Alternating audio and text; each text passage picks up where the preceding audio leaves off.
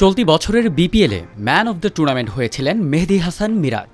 খুলনা টাইগার্সের হয়ে ব্যাট হাতে ৩৫৫ রান করার পাশাপাশি বল হাতে ১৩ উইকেটও নিয়েছিলেন এই অলরাউন্ডার।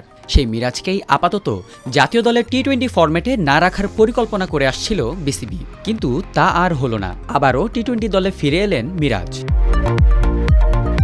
পাকিস্তানের বিপক্ষে ৩ ম্যাচের টি-20 সিরিজের জন্য দলে ডাক পেয়েছিলেন সৌম্য সরকার, কিন্তু পিঠের ইনজুরির কারণে সিরিজ শুরুর আগেই দল থেকে ছিটকে গেলেন এই বাঁহাতি ব্যাটার। তার বদলি সুযোগ দেওয়া হয়েছে অলরাউন্ডার মেহেদী হাসান মিরাজকে।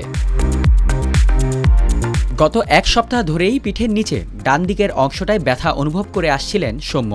পরীক্ষা নিরীক্ষা করে দেখার পর ১০ থেকে ১২ দিনের জন্য তাকে মাঠের বাইরে থাকতে হবে বলে জানান জাতীয় দলের ফিজিও বাইজেদুল ইসলাম খান। আর এই সময় হওয়ার কথা পাকিস্তান সিরিজ, তাই তো সৌম্যর বদলি হিসেবে দলে ডাক পান মিরাজ।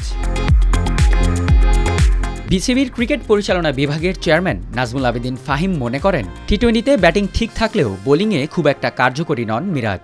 সদ্য তিনি আরও বলেন, শুধু বোলিংটা টি-20র মতো হলে দলে ফিরে ভালো খেলবে মিরাজ। এর পরপরই বদলি হিসেবে মিরাজের নাম ঘোষণা এলো। লাহোর কালান্দার্সের হয়ে পিএসএল খেলতে বর্তমানে পাকিস্তানে আছেন মিরাজ। লাহোরের হয়ে প্লে অফ খেলবেন তিনি। বাংলাদেশ সময় ২২ মে রাত ৯টায় এলিমিনেটরের ম্যাচে করাচির বিপক্ষে মাঠে নামবে লাহোর। এই ম্যাচ জিততে পারলে ২৩ মে দ্বিতীয় কোয়ালিফায়ার্সে ইসলামাবাদের বিপক্ষে খেলবে মিরাজরা। এরপর ২৫ মে হবে ফাইনাল। পিএসএল ম্যাচ শেষ হলে সেখান থেকেই যোগ দেবেন দলের সঙ্গে।